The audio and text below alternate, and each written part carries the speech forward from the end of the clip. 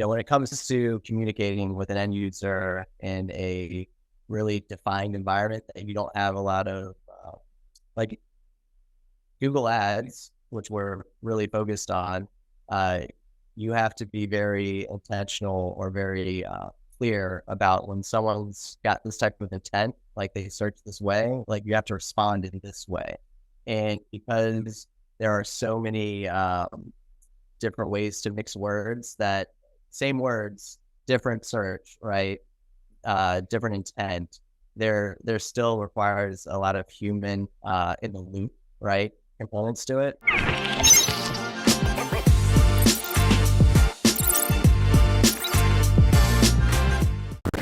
Hey everyone, this is Mark DeGrasse, the president of Digital Marketer, and this is the podcast that keeps you up to date on everything you need to know when it comes to digital marketing, from the platforms you'd be focused on to the kind of tactics and tools that are working today.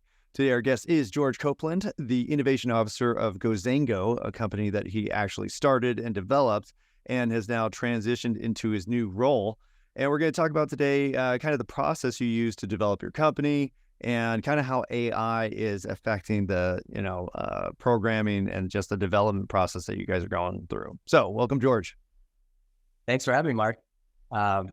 Excited for the conversation. Every time we get to speak, it's always incredible, learning so much. So it's a pleasure. Oh, man, well, the pleasure's all mine. I think, we met down at the Commitment Summit in Costa Rica, and I was like, oh, I've known this guy for like 50 years already. It's, we're good to go. Right. Come on the podcast. I purposely wore this hat today. Oh, you got it. We'll send the screenshot to JC and Karen. They'll go now. Yeah. Yep. Shout out to Karen. All right. So let's just get into it. Why don't you just talk about kind of, how you started your company, what the mission was, and kind of how you got to where you're at right now. Okay.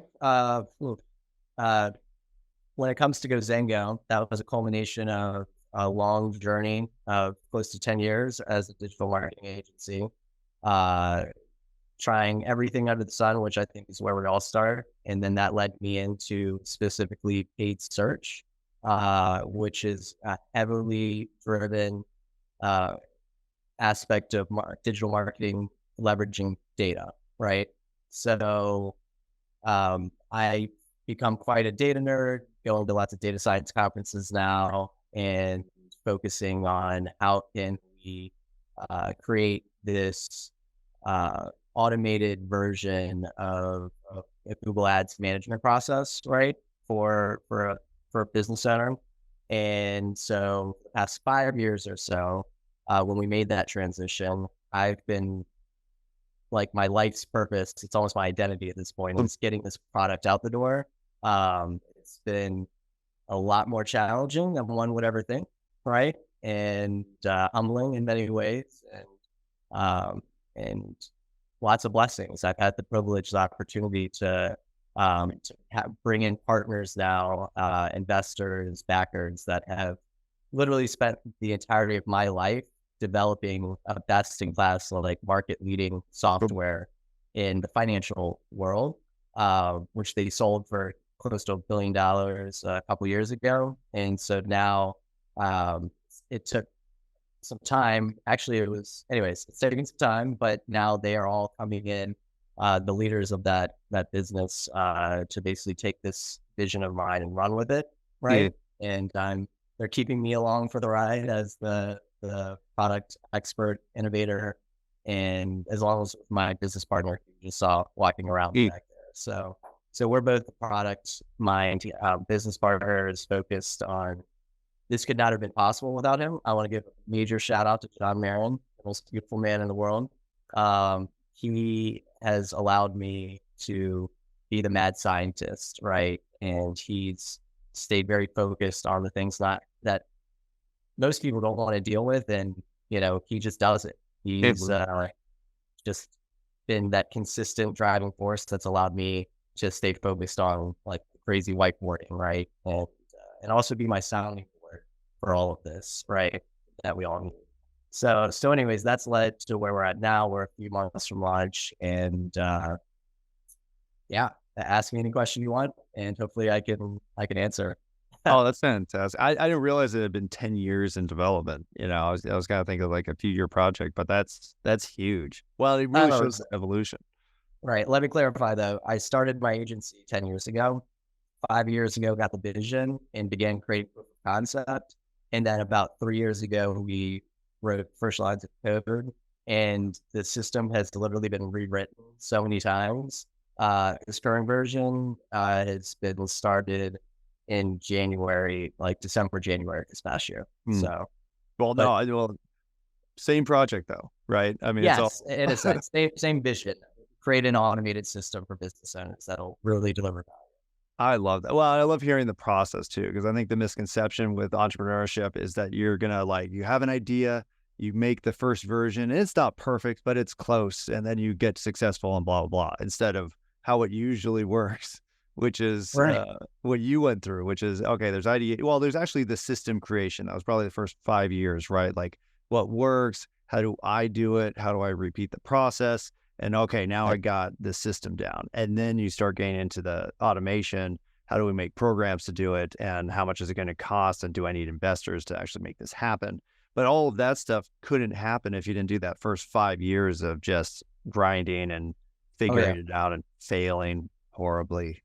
That's my experience. absolutely.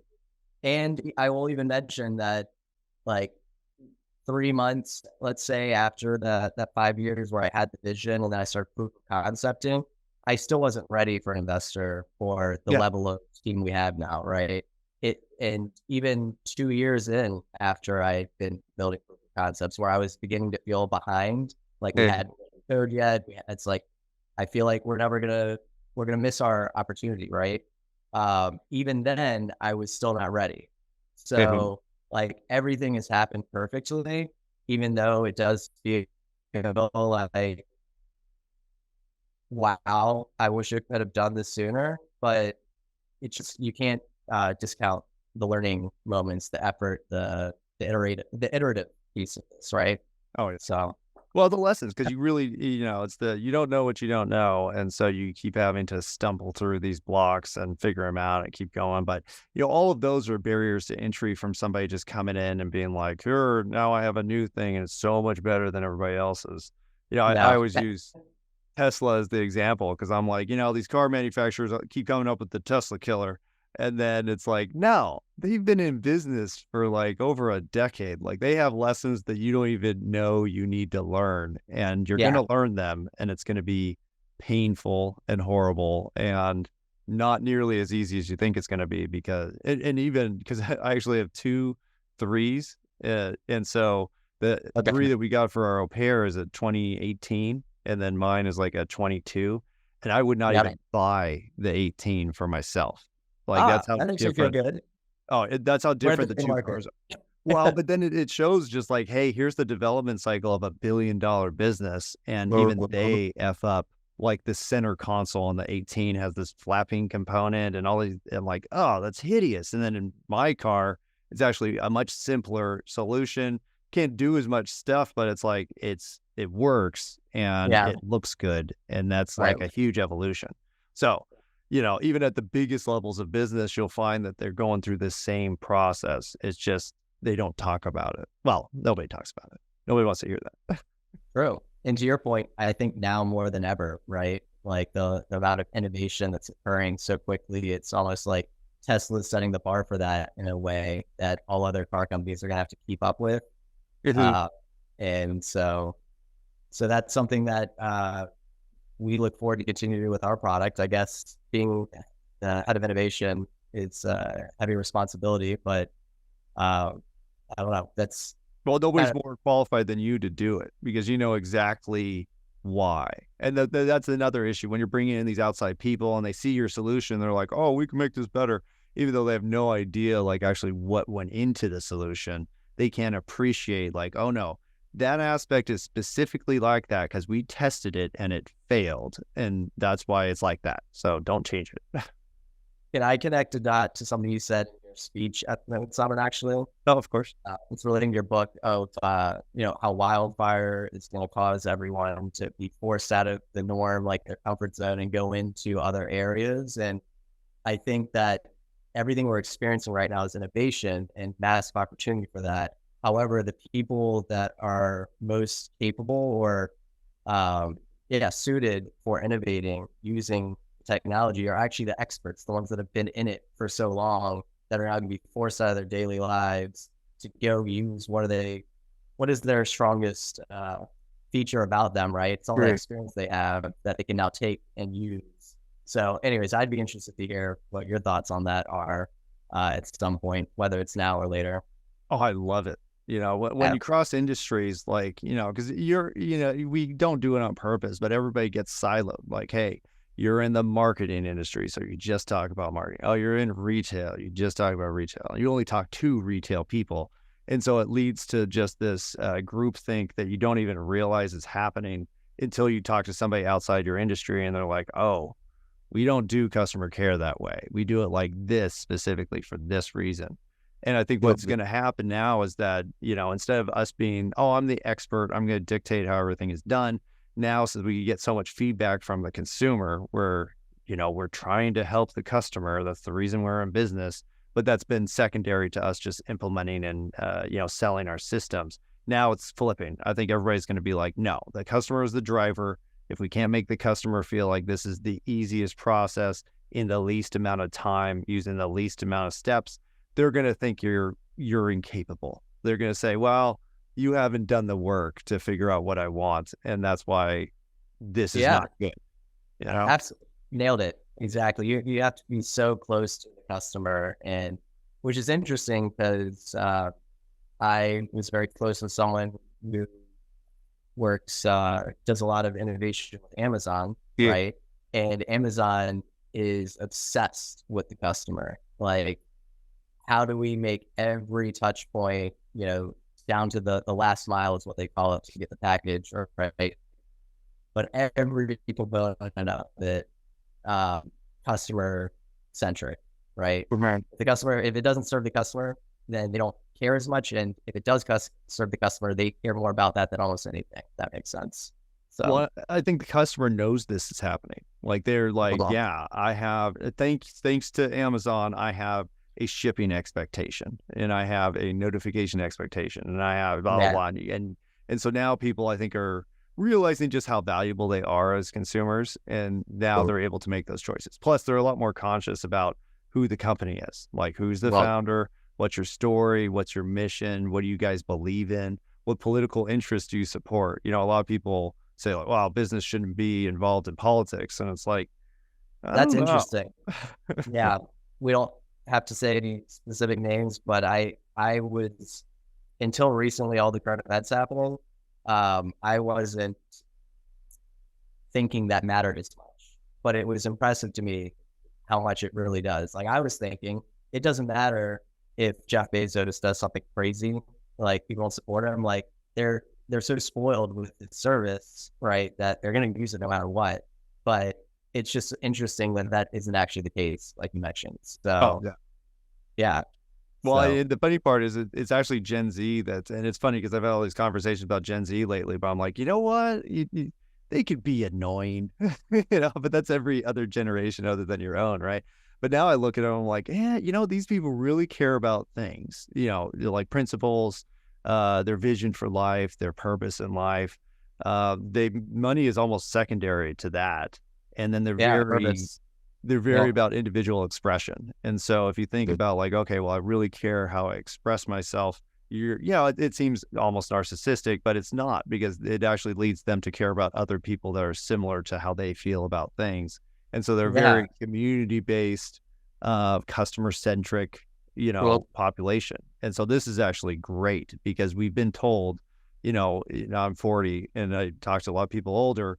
Like back then, you were just told by the big companies what you should want and what you should do and blah, blah, blah, blah. And it was very, call it solution focused, where it's like, hey, we have the solution. We're just going to tell it to you and take it yeah, or leave it because we're the only. indoctrination. Yeah. And so now the Gen Zers are like, no, I need something for me. Yeah, And now everybody has to take a step back and be like, oh, well, we weren't thinking about the individual. We were thinking about the next 1,000 customers or 10,000 customers. You're just a number to us. And right, right.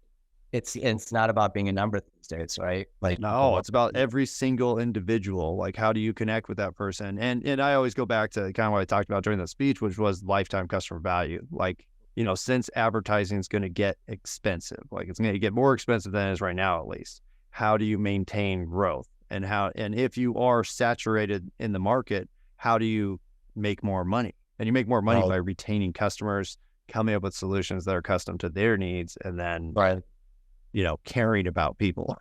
Yeah, it's true. So to give another shout out to JC and Karen and just the committed, community, they were able to get us on a really personal call with Randy Fishkin. And he actually spoke a lot about what you're talking about, like how to still be competitive in the current market. And it was super interesting. So I'm sure we have a recording. You might. Oh yeah, definitely want to see that. Yeah, but he basically just talked about how like vanity metrics and other things that actually I don't as much care about with my software, right? He believes that they're going to become more and more important as we move forward. So this goes into the integrated approach to marketing, and the fact that if you aren't representing your brand the same on social media as you represent on your website, as you represent on your press releases, as you represent on your YouTube videos, and the product itself and your customer care and all these different aspects, people aren't going to consider you a brand. They're going to be like, oh, you're just another commodity dealer where you just sell crap that you find and you make a profit, and that's the end of the story. That's not enough anymore. And people are going to be like, well, no, I have other solutions. Hey everyone, I want to quickly interrupt the podcast for a special announcement. If you're a marketer, which you probably are since you're listening to this podcast, you know that social media marketing isn't about cool hacks or some weird trick that a self-proclaimed expert is telling everyone about. True social media experts understand this. Social media is a real craft that involves real strategy that goes far beyond flashy hacks. That's why social media is the #1 most misunderstood and underleveraged marketing channel. A digital marketer, we know what you need to become a true social media expert. You'll be learning from top industry experts about the exact methods that work today for marketing on Instagram, Facebook, LinkedIn, YouTube, Twitter, Pinterest, and TikTok, and how to incorporate them into a comprehensive social media strategy. You'll learn how to tie in your social media plan with your company's overarching goals. You'll learn how to source and create engaging content that's perfect for your ideal customers. Best of all, you'll leave with a complete understanding of how to strategize, execute, measure, and optimize your social media marketing. Learn more right now at digitalmarketer.com/social-cert. Which leads me into my AI question, which is, I know you've gone through years of development and all these different iterations. Have you guys changed what you do now that, AI can write Python and write all the, some of the basics you need for development? Yeah. So some ways, yes. Most ways we've fallen back from, to be honest. So we actually, we're very excited because there are certain components of our system that still require a little bit of a heavy lifting aspect of, right? And, when it comes to communicating with an end user in a really defined environment that you don't have a lot of, like Google Ads, which we're really focused on, you have to be very intentional or very clear about when someone's got this type of intent, like they search this way, like you have to respond in this way. And because there are so many different ways to mix words, that same words, different search, right? Different intent, there still requires a lot of human in the loop, right? Components to it. So we do a lot of human in the loop. And then when it comes to like the actual responses, so like the headlines or the creative on the landing pages, or any aspect of ads versus landing pages, like we've played around with, like begin working on proof of concepting how to fully lean on AI for that.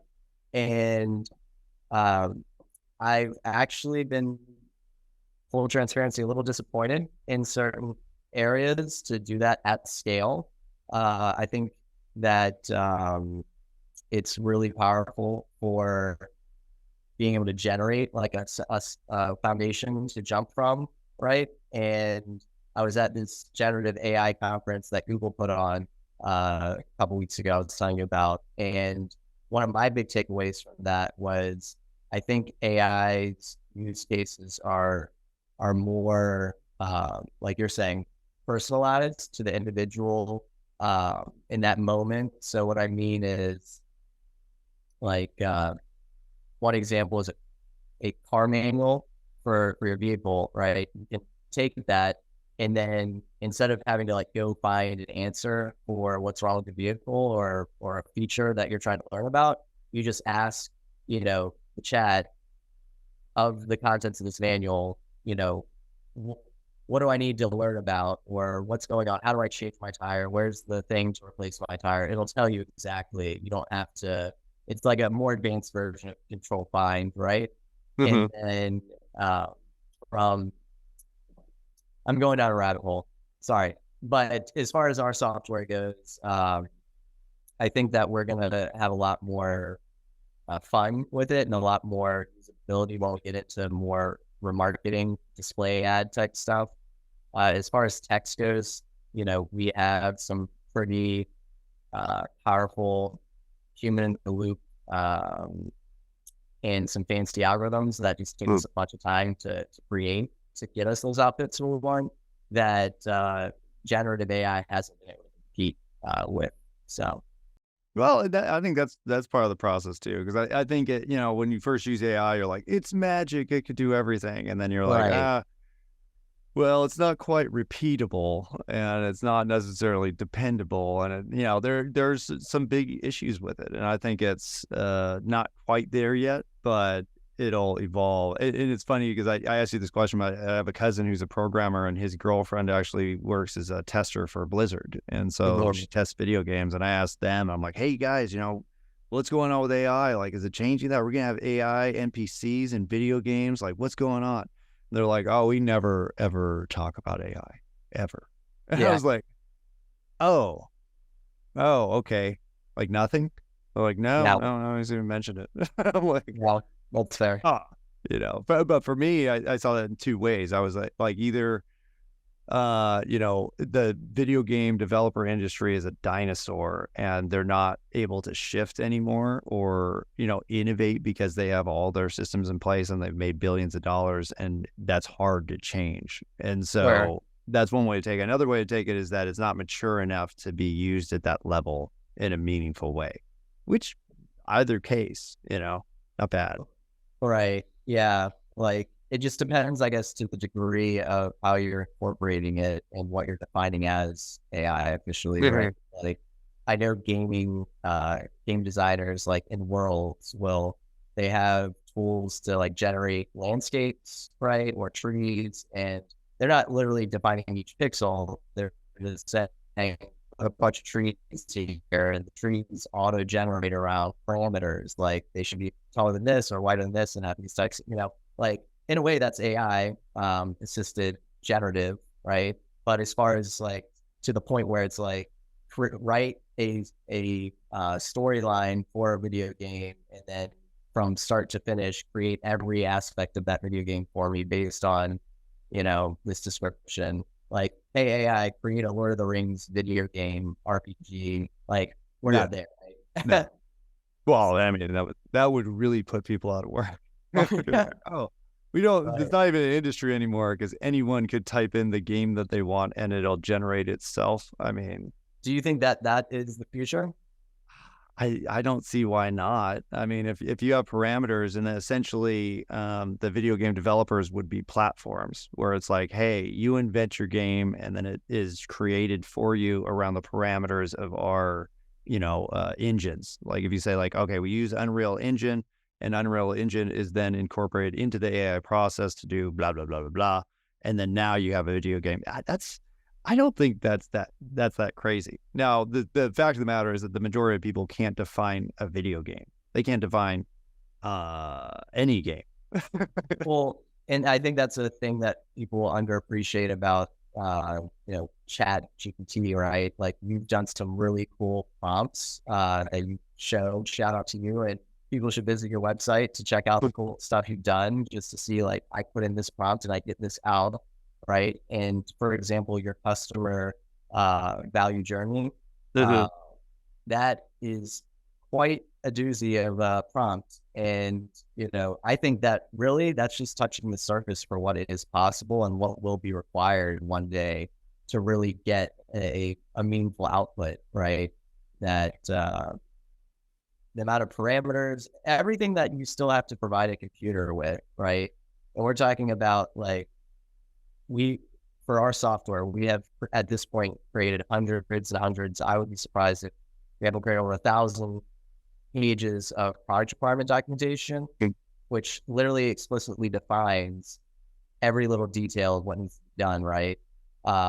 Every data point, every field, the relationships to them, like that's what you give to a developer to then build, right? It's the blueprint. And so I'm not saying it's verbatim what you'll give to GPT, but in order to get an output of what we are building, you're still gonna have to come close to that, right? Like, yeah, it's still a lot of stuff. I mean, yeah. But, it might just be a different way of thinking because, creatives, like you with your whiteboarding and coming up with the systems, like that is a skill set. And I think it's a skill set that anybody can develop, but nobody has even thought about developing because we have the ways you do things and you only do them these ways. And this is the common standard way.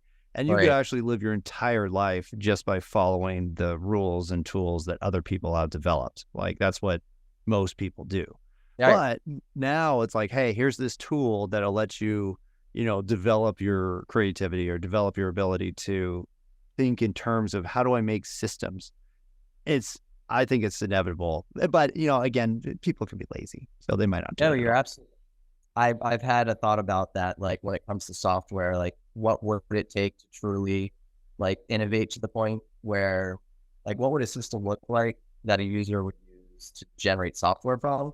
If that makes sense. And I genuinely don't think that like it might be possible in chat format, but I do think that it's a interface that, a user is guided through as different sections that you put in different parameters for and build, like it's not just going to be this magical thing as much as it could be one day. I don't know. It could be. I mean, maybe it's just like the cheat, like, I don't know. And then you hit the cheat button and it just does something based on the average parameters that most people put in. And it's like, okay, well, here's what everyone does.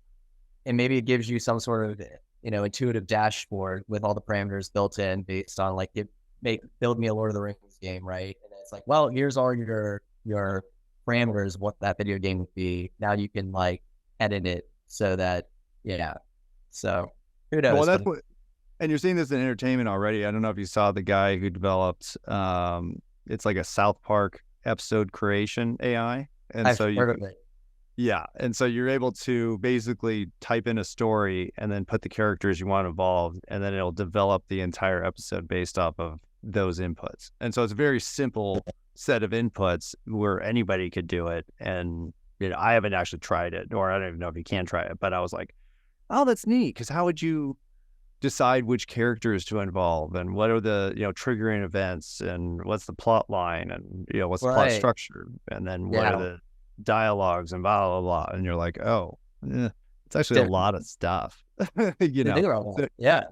So you still have to make the formula. So I think maybe for creators, maybe where we're headed is that creators become formula generators. And then the users are the ones that, can manipulate the formulas that exist. Right. Just like we're guarded by physics or gravity, where it's like, okay, here's how it works. You could operate within these parameters. Go nuts, because you can't break anything. So it might just be a whole nother method of development. Potentially, yeah. So that's interesting. I wanted to, if I can, because I'm not answering these questions every day. So I was thinking about a question I just answered, and it was like, I could have put that in much simpler terms and more clear. You mentioned like just how we're using it in our system, right? So Google, for example, already has generative AI to a degree built in, like suggestive headlines and descriptions and such, right? And I'll just say that what they're creating is incredible, and they're using a lot of different areas. It's definitely more from like a general perspective. So, let me give you a general headline that we recommend. So what we're having to do is be much more precise in our system, down to the keyword level. And so because of that, like, think about what we, from a precise level, GPT is similar to the way Google's functioning, right? They like to give general. So we see a lot of commonalities between, like, we're like, but give us this exact thing. And they're like, well, isn't this general thing good enough? And I'm like, no. No. They- Wasn't so the overriding factors, but yeah, all of that comes from your understanding of programming too, where it's kind of like, I mean, in that way, it could hurt innovation because if you do have to live within the parameters of somebody else's system, then you're a little bit restricted to do what you want, or at least in the way you want to do it. But that kind of that's like advanced level. I mean, most people aren't going to care because what I see happening is people have a problem, right? Like, here's my problem. Here's what I want the solution to look like. Go. Right. And then that's it. That's their input. I mean, that is the essence of our software, right? The problem is that a business needs leads, and you spend very little time, a few minutes, right? And then it'll start getting leads, exactly the type you want, right? With as little input as necessary. And that's the dream. I came up with the term for it. I call it SSE, stupid simple experiences, where if you can't deliver a stupid simple experience where people are like, I know I need to learn about paid media, I know I need to understand how it works, and I know blah blah blah, but if you could get me 50 leads by tomorrow and I just give you money, like, I'm happy with that right now. I'll get into how it works later on. But that's the solution one. If you make me go through 1,000 steps, and if I have to be onboarded, have to do a consultation, have to do objective analysis, have to do blah, blah, blah, blah. I'm like, here's money. Could I just get my lead? Exactly. So that's our vision. We believe in it. So hopefully it comes to be the case. Oh, and that's super exciting because that's what you guys are trying to deliver. Then that's what 99% of businesses want. And what we've had, and this is the entire marketing industry, is that the implementation of any concepts has been so technical and so complex, and so so many steps involved in it that most people are just like, I know how to do phone calls, so I'm just going to hire some VAs and they're just going to cold call and I'll figure it out that way because I don't understand what's going on over here and I don't want to learn it. So it sounds like you guys are the good in between where it's like, oh, finally I could just sign up and 2 ads. I'm hoping, that will be the case. We're pretty confident. So that's fantastic. So what is that coming out or potentially coming out? Yeah, right. It's like September or October, okay. Right? But for sure by the end of the year. Q4 probably. That's cool. Yeah. It's imminent. Are you do you have a launch process? Like, are you gonna, have like the beta version and then after you test a certain amount of time, you're gonna come out with the actual launch? Yeah. Every industry we launch a software, it is industry based, by the way. It won't be everyone available to everyone starting out. Each industry does have a beta period that we have to go through to validate our model and make sure. We don't want to just, assuming everything goes really well, we get great PR, lots of people are excited about it, and then we roll out a new industry and we have to test it. At the end of the day, we are spending where we want to be going, tens, hundreds of millions of dollars across industries, businesses. And if we don't get that right, then that could be detrimental to both us and businesses, right? We want to avoid that with a beta. And so that'll be rolling ongoing, but yes, starting out just to make sure that the system even functions properly. There is a heavy dependency on everything we're doing with APIs, right? And so if any one thing goes wrong, it could also be detrimental. So two types of business. Well, that's a good way to test it. I like the industry by industry focus because like we talked about, every industry is very specific and different and has different expectations and qualifications and all that kind of fun stuff. So that's super smart. So is that in the website's gozango.com or? Yeah, but don't go there now. Don't go because there it's, now. Hey, man, when this yeah, comes out, this might not be out until September, so right. people give it a Yeah. shot. No, we actually should have a website in the next 2 weeks, finally. We've just not been focused on it. Yeah, You know? I mean, what's the point if you don't know what the features are and how everything's going to work? You know, it's a later stage process. Usually, it's the first thing people do, though. Yeah, for sure. But within 2 weeks, you can go and sign up for a waiting list. So that'll be cool. Awesome. Well, I think I'll definitely be on the list, and we should definitely have you back when you're getting closer to launch, or maybe even after launch, and you guys kind of, we could look at the real time, brand launch process for a new type of service. I think that's super cool. I'd love that. Yes, any involvement. I know that you've offered to help us however we can find a use, and it's all there. But anyways, any opportunity we can have you involved, I'm grateful. Oh, that's fantastic. Whether it's a podcast or a conversation, it's a lot of I'm value. always happy to have you on. In the meantime, before you have you on again, where can people learn more about you? LinkedIn, George Copeland, and then Facebook's mostly personal. Honestly, I'm terrible at social, but if you Google me, Get your personal then, brand website. People can contact you there. How are you to speak? yeah, maybe that's what. You can consult me on how to do that, or I'll just use you as a blueprint. There you go. Because Yeah, we'll just duplicate my website. You just have to switch out all Exactly. the, Yeah. AI nerd stuff. Yep. So, But that's it. Yeah. Yeah, GoZango will be the focus. So oh, that's awesome. Well, thank you so much for coming on the show. I think the product sounds awesome. Love the amount of work that you've done to actually create the product in the first place. I think these days you could just throw something up and hope, but you've done the hard work of all the super painful steps of making sure it works in the first place. absolutely, yeah. So now all that's left is to launch. That's awesome. Well, we'll definitely have you back on Thanks, to talk guys. about that. So Bye. thank you so much for coming on. And thank you so much for listening. Be sure to hit that follow button so you get notified when all of our new episodes release. Please share this with that friend who's clueless about digital marketing. And don't forget to visit digitalmarket.com where you can access all of our courses, certifications, and training programs. Thanks again, everyone, and we'll see you next time.